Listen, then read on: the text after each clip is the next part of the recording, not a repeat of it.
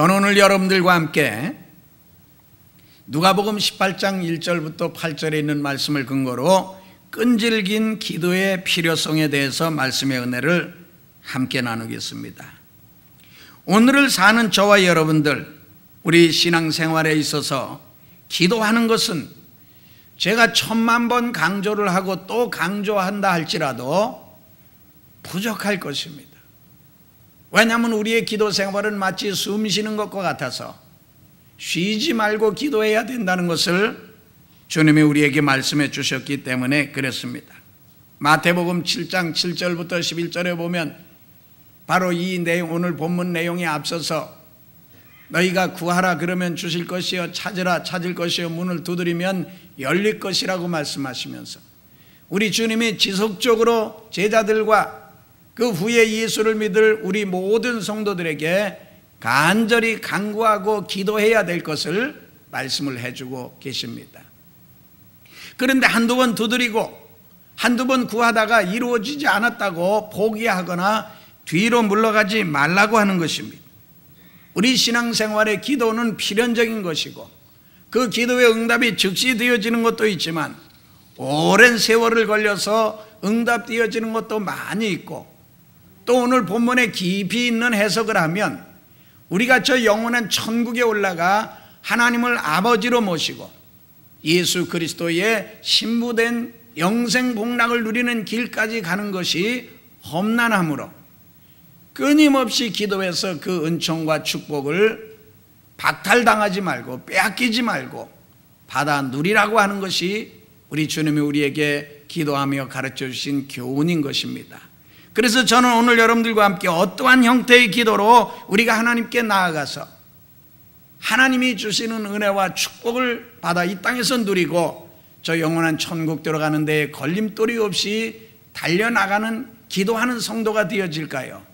오늘 이 부분에 대해서 여러분들과 말씀을 나누고자 합니다. 첫째로, 오늘 본문은 택하신 자들의 원한을 위해서 끈질기게 하나님께 부르짖어 기도하라고 하는 것입니다. 오늘 본문은 억울한 일을 당한 과부와 불의한 재판관에 관한 이야기를 비유로 들어서 주님이 끈질긴 기도의 필요성을 우리에게 말씀을 해주고 계십니다.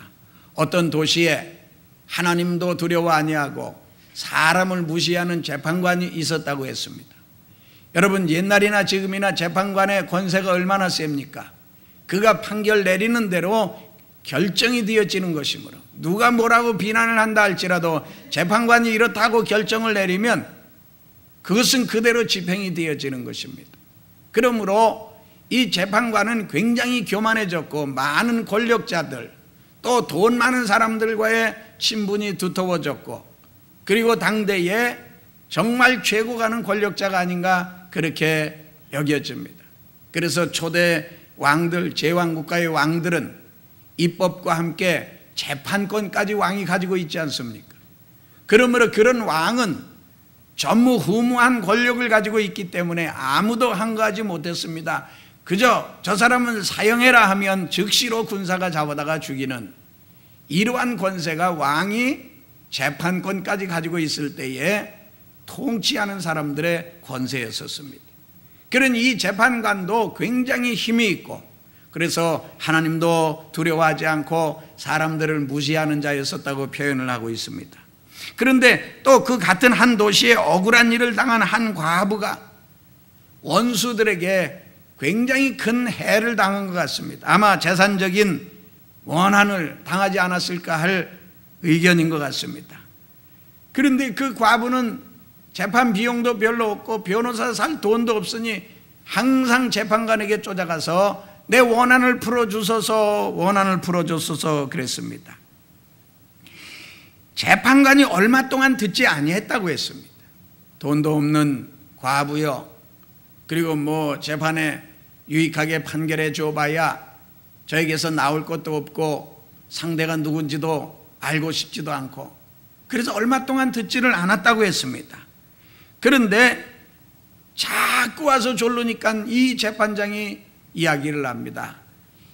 이 과부가 나를 아주 번거롭게 하므로 내가 그 원한을 들어주지 아니하면 아주 나를 너무 괴롭게 할 것 같다. 요즘 말로 말하면 노이로제 걸리게 되어질 거라는 겁니다. 재판관이 노이로제 걸릴 만큼 쫓아와서 강청을 했다고 하는 것입니다. 사무실 들어가려고 그러면 입구에 서서 내 원한을 풀어주소서, 안으로 들어가면 직원들이 제지하면 또 고함을 지르면서 내 원한을 들어주소서, 못 만나면 그의 집 대문에 기다리고 서 있다가 나의 원한을 들어주소서, 오늘은 재판관이 잠자고 있다가 나의 원한을 들어주소서 확 하고 잠자다가 기절초풍하고 깬 적도 있을 것 같습니다. 왜냐하면 내가 번거로워서 괴로워서 견딜 수 없는 상황이 되어졌다고 고백한 내용을 보면 그렇습니다. 그런데 주님의 비유가 여기서 딱 그쳤습니다. 이 불의한 재판관의 말한 것을 들으라. 내가 하나님도 두려워하지 않고 사람도 무시하나 이 과부가 끊임없이 나에게 졸라대므로 내가 괴로워서 견딜 수가 없다. 그러므로 내가 그 원한을 풀어주리라 하고 그 문제를 해결해 주었다고 하는 것입니다. 우리 주님이 이 내용을 비유로 하면서 우리에게 그렇게 끈질기게 기도해라. 불의한 재판관도 끈질기게 강청한 그 과부의 기도를 들어주었을진데 너희의 천부께서 좋으신 하나님 아버지께서 그 택하신 자녀들의 밤낮 부르짖는 기도를 들어 응답해 주시지 않겠느냐? 필히 응답해 주신다고 하는 것입니다. 그러므로 여기 택하신 자들의 원한이라고 하는 것은 무엇을 의미하느냐 하면 성경학자들이 이렇게 해석을 하고 있습니다. 하나님의 영광과 공의에 대한 간절한 열망을 가르치며 결국은 이것은 예수 그리스도를 구주로 믿어 원수 마귀가 끊임없이 병들게 하고 재산 뺏어가고 문제와 환난을 일으켜도 결국에는 내가 천국 간다고 하는 것을 끝까지 믿고 나아가는 힘과 은혜와 능력을 부어주시는 것을 의미한다는 것입니다. 그리고 또 더 나아가서 이 세상 삶을 살 때 질병의 문제라든지 물질의 문제라든지 삶의 인간관계에 여러 가지 얽혀진 문제들 때문에 인간이 풀어낼 수 없는 문제들을 하나님께 나와 간절히 부르짖어 간구함으로 하나님이 그 택하신 백성들의 원한을 풀어주시지 않겠느냐 하고 하는 말씀으로 우리에게 선포되어졌다고 하는 것입니다. 그러므로 여러분, 여기 연약한 과부가 어떠한 문제인지 자세히는 말해놓고 있지 않지만 원한이라고 했습니다. 한이 맺히고 사무칠 만큼의 큰 해를 본 원수에게 자기 원한을 갚아달라고 강청했습니다. 여러분, 우리의 원수는 마귀입니다. 이 마귀는 오늘날 우리 택하신 성도들에게도 병을 가져와서 우리를 괴롭힙니다. 저주를 가져와서 우리의 재물을 강제로 뺏어가기도 하고 부도가 나서 사업을 파산하게 만들기도 하고 그리고 인간관계를 왼수지게 만들어서 우리를 괴롭히기도 합니다. 그러므로 그 배우는 원수 마귀가 있다고 하는 것, 그가 바로 우리에게 원한을 맺어주려고 하는 악한 영들의 역사라는 것을 우리가 알아야 된다는 것입니다. 그런데 그런 영들의 역사는 우리 힘으로 어찌할 수 없으므로 하나님께 나와 강청하고 부르짖어 기도해서 하나님이 응답해 주심으로 쫓아주셔야 된다는 것입니다. 그러므로 이러한 문제들은 우리 인간의 힘으로는 할 수 없으므로 우리 삶의 문제들, 신령한 은혜들을 위해서 간절히 부르짖어 기도하라는 것입니다. 이것은 특별히 에레미야 33장 2절부터 3절에 기록이 되어 있습니다. 이를 행하는 야훼, 그것을 지어 성취하는 야훼, 그 이름을 야훼라 하는 자가 이같이 이르노라. 너는 내게 부르짖으라. 내가 내게 응답을 하겠고 너희가 알지 못하는 크고 비밀한 일을 다 보여주시리라 하셨습니다. 그러므로 여러분, 삶에 어떠한 문제가 있든지 그 문제들로 인하여 낙심하고 뒤로 물러갈 것이 아니라 더 끈질기게 하나님 앞에 달려나와서 부르짖어 기도하게 되시기를 주님의 이름으로 축원합니다. 그리고 기도할 때 쉬지 말고 줄기차게 기도하라는 것입니다. 데살로니가전서 5장 17절에 항상 기뻐하라, 쉬지 말고 기도하라 그랬습니다. 우리 소원이 간절하고 우리 소원이 문제가 중대할진데 그 문제를 쉽게 잊어버리겠습니까? 그러므로 문제를 쉽게 잊어버릴 수 없는 것처럼 기도를 쉽게 잃어버리지 말고 끊임없이 쉬지 말고 마음으로 구하고 입술로 구하고 부르짖어 기도하고 하나님께 달려 나아가라고 하는 것입니다. 그러면 우리 하나님은 전능하시기 때문에 우리의 모든 문제를 다 해결해 주신다는 것입니다. 두 번째로, 우리 믿음의 성도들은 믿음의 기도를 드려야 하나님이 응답을 해 주신다고 하는 것입니다. 왜냐하면 우리가 믿는 하나님은 창조주 하나님이십니다. 그리고 전지전능하신 하나님이십니다. 무엇이든지 다 알고 무슨 일이든지 다 하실 수 있는 분이십니다. 무소부재하신 하나님이십니다. 어느 곳에도 다 계신 하나님이십니다. 심지어 시편 기자가 내가 새벽 날개를 치고 바다 끝에 가서 거한다 할지라도 거기에 하나님이 함께 계신다고 했습니다. 그러므로 저와 여러분들이 이 미국 이민 생활 어느 바다 끝에 가서 구하든 어느 고난의 창고 속에 갇혀 있든지 그곳에서도 우리 하나님의 성령은 함께 임재해 계시는 것 믿으시기를 주님의 이름으로 축원합니다. 그러한 하나님이기 때문에 이 믿음의 조상 아브라함이 믿은 바 하나님은 죽은 자를 살리시며 없는 것을 있는 것 같이 부르시는 하나님이라고 믿고 믿음으로 달려 나아왔기 때문에 그가 100세가 되어서 낳을 수 없는 중에 아들 이삭을 낳았고 모리아산에서 믿음으로 번제로 드리라고 한 말씀도 이 아들로 말미암아 내 자손이 번성케 한다는 것을 믿었으므로 자기가 죽여서 이삭을 번제로 드린다 할지라도 하나님은 그를 죽은 가운데서 다시 살려서라도 그의 후손들이 많게 해주실 것을 믿고서 번제를 드리려고 했다고 하는 것입니다. 그러므로 성경은 우리가 믿음만 있으면, 그 믿음만 가지고 기도하면 이루어지지 못할 일이 없다고 하는 것입니다. 그런데 마태복음 17장에 보게 되어지면 그 믿음이 우리는 뭐 큰 믿음만 있어야 되는 것으로 아는데 그렇지 않습니다. 겨자씨만한 믿음만 있어도 응답이 된다고 하는 것입니다. 그러므로 이 말씀을 우리는 귀 기울여 들어야 됩니다. 마태복음 17장 20절부터 21절에 가라사대 너희 믿음이 적은 연고니라. 진실로 너희에게 이르노니 너희가 만일 믿음이 한 겨자씨만큼만 있으면 이 산을 명하여 여기서 저기로 옮기라 하여도 옮길 것이요 너희가 못할 것이 없느니라 그랬습니다.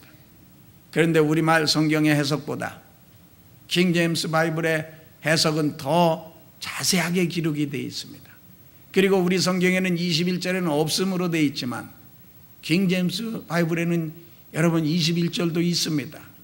무슨 내용인 줄 압니까? 예수께서 그들에게 이르시되 너희가 믿지 아니하기 때문이로다. 진실로 너희에게 이르노니 너희가 만일 한 겨자씨만큼만 있으면 믿음이 있으면 이 산을 명하여 여기서 저기로 옮기라 하여도 옮겨질 것이요 또 너희가 못할 것이 없느니라. 그럴지라도 이런 종류는 기도와 금식을 통하지 아니하고는 나가지 아니하느니라. 겨자씨만한 믿음만 있어도 이 산을 들어 옮겨 저 바다에 던지우라 하고 믿어 의심치 아니하면 그대로 된다는 것입니다. 그런데 21절에 토를 달아 놓으셨어요.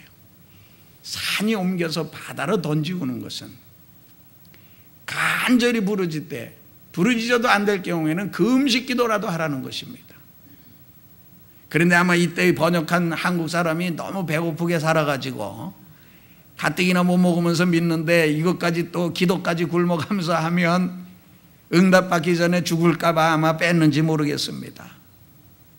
여러분, 우리가 인간의 힘으로 풀어질 수 없는 문제에 부딪히면 금식하며 기도하면 됩니다.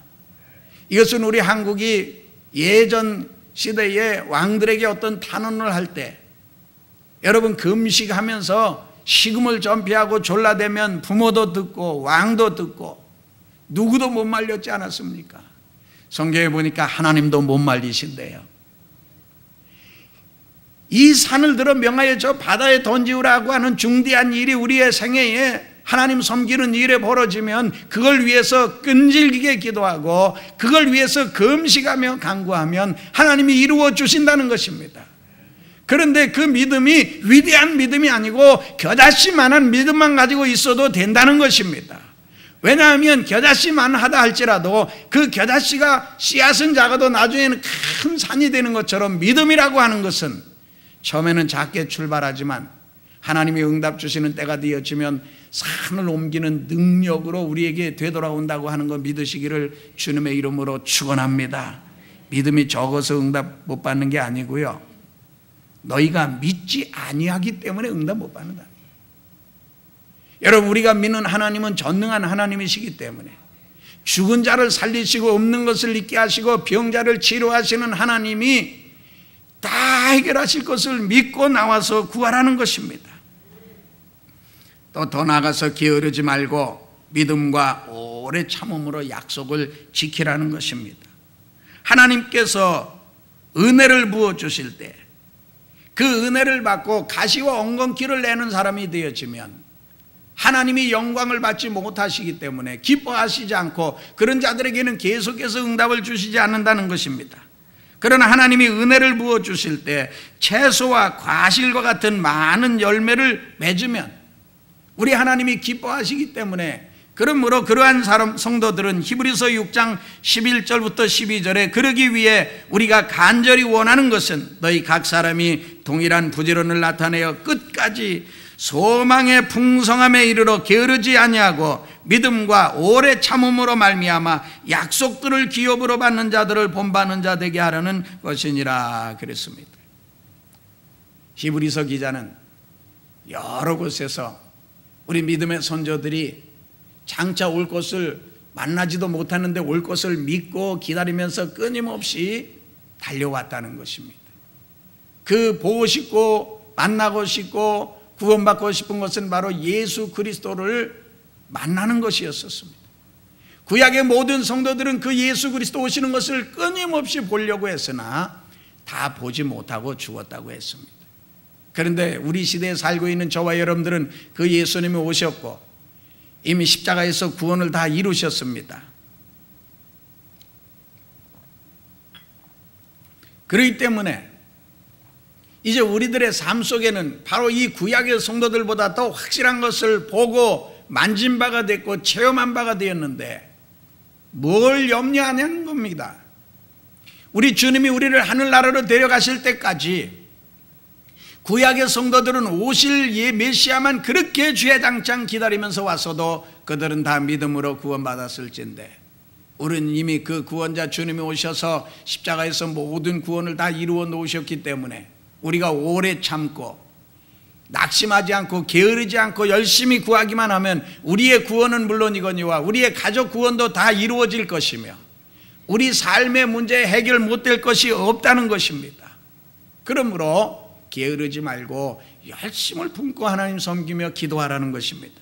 히브리서 6장 14절 15절은 계속 말씀하십니다. 하나님이 아브라함에게 가라사대 내가 반드시 너를 복주고 복주며 너를 번성케 하고 번성케 하리라 하셨더니 저가 이같이 오래 참아 약속을 받았느니라 하고 말씀을 하고 있습니다.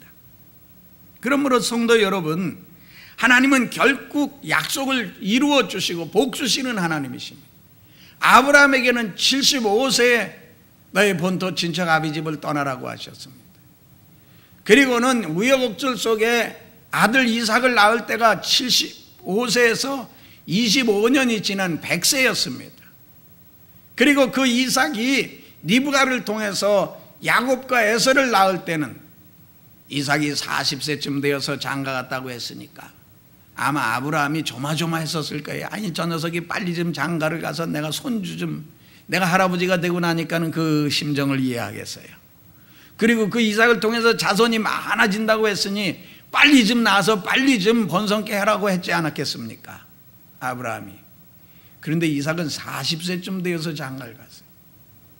그런데 첫 번에 딱 낳는데 야곱과에서 쌍둥이를 낳았으니 얼마나 좋았겠습니까?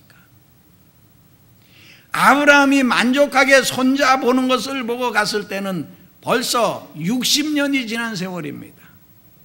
아브라함은 그렇게 복을 받았다는 것입니다. 적어도 여러분들 아들, 딸만 보지 말고 손주들까지 이렇게 보고 복 받았다고 하십시오. 어째 자신이 없어요? 아브라함이 바랄 수 없는 중에 바라고 믿어 오래 기다려 이와 같이 복 받았다고 했습니다. 우여곡절은 또 얼마나 많았습니까? 하란에 가서 아버지 돌아가시죠. 내려와서 조카 롯하고 분쟁 생기죠. 애굽에 내려갔다가 부인 뺏길 뻔했죠.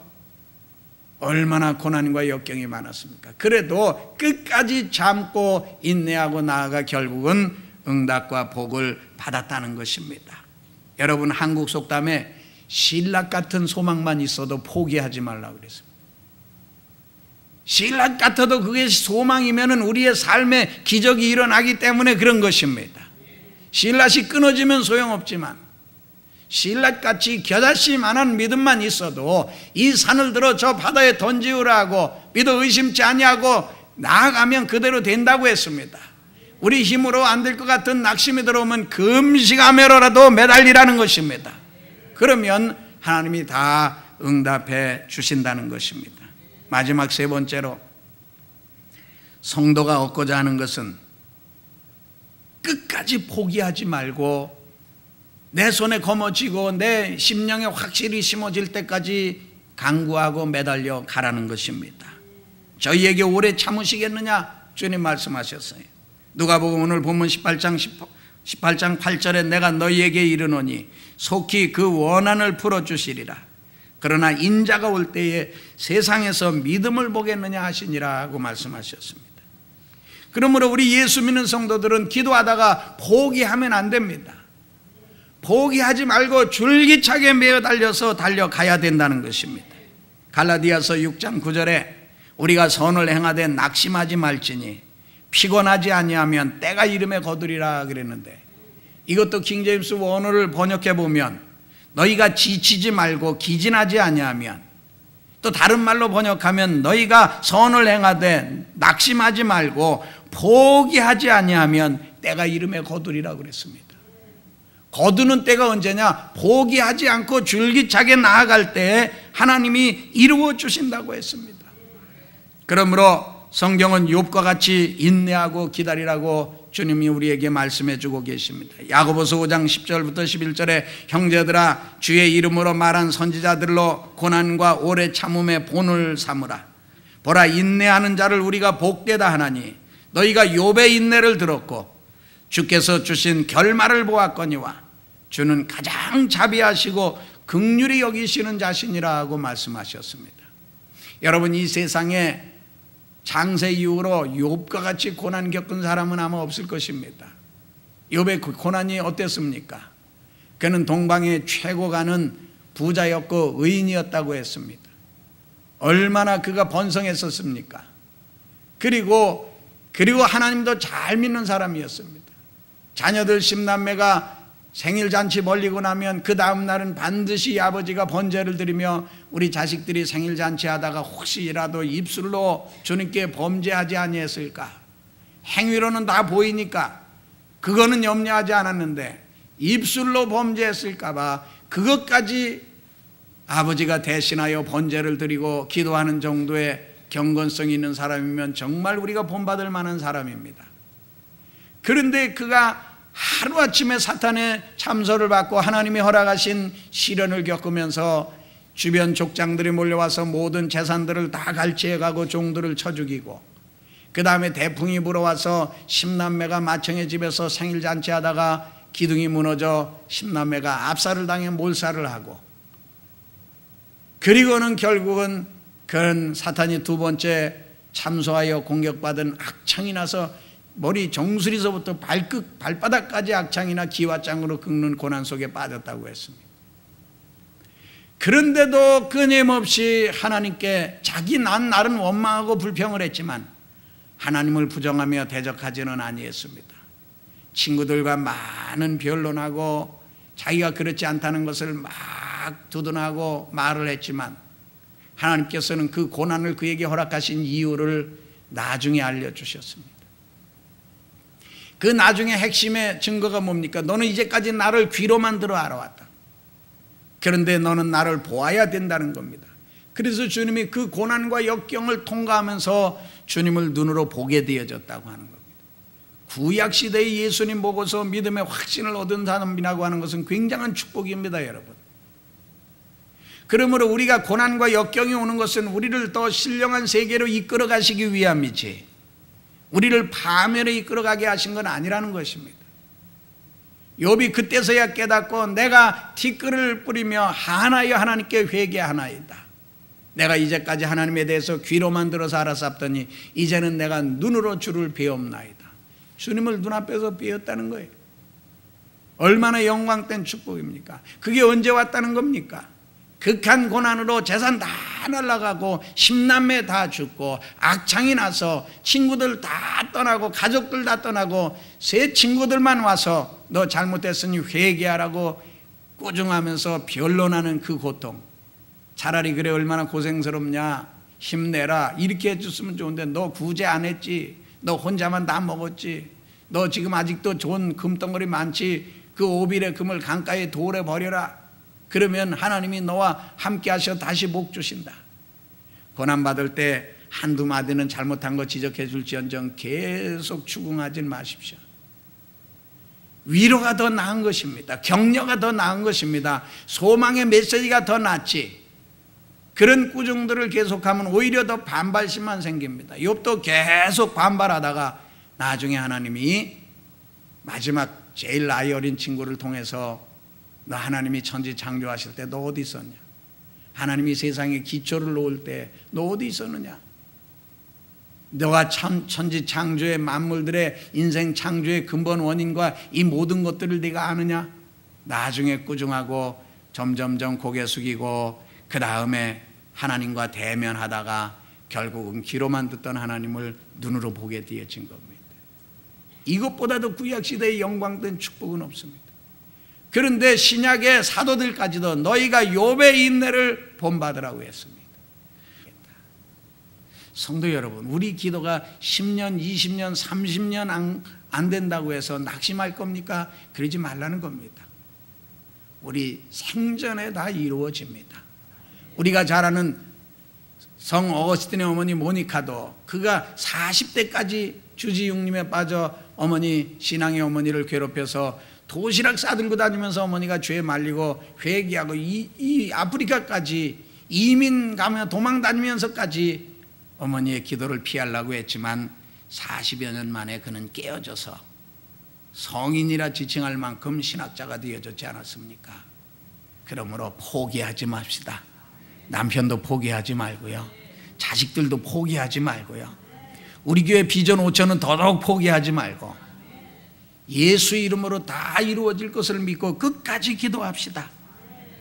언제까지 기다리냐? 주님 강림하실 때까지 기다리라고 했습니다.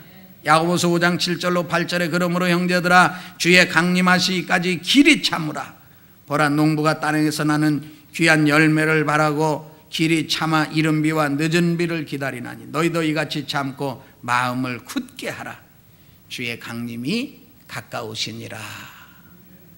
주님 재림이 지금은 심히 임박한 가운데 우리가 살고 있습니다. 그리고 우리가 믿는 하나님은 우주와 만물을 창조하신 창조주시고 인간의 생사복을 주장하시는 하나님이십니다. 죽은 자를 살려주시는 하나님이십니다. 없는 것을 있는 것 같이 불러서 있게 하시는 분이십니다. 그런데 그 하나님 앞에 우리의 사업의 문제, 직장의 문제, 질병의 문제, 우리 가문 영혼 구원의 문제 해결 못할 일이 무엇이 있겠습니까? 그러나 하나님이 이런 일들을 통해서 우리에게 영적인 깊은 세계에 가기를 원하십니다. 우리가 겸손해지기를 원하십니다. 그리고 하나님을 전지전능하게 그렇게 굳세게 끝까지 믿고 포기하지 않고 따르는 십자가의 용병들이 되기를 원하시는 것 믿고 믿음의 끝까지 행진하시기를 주님의 이름으로 축원합니다.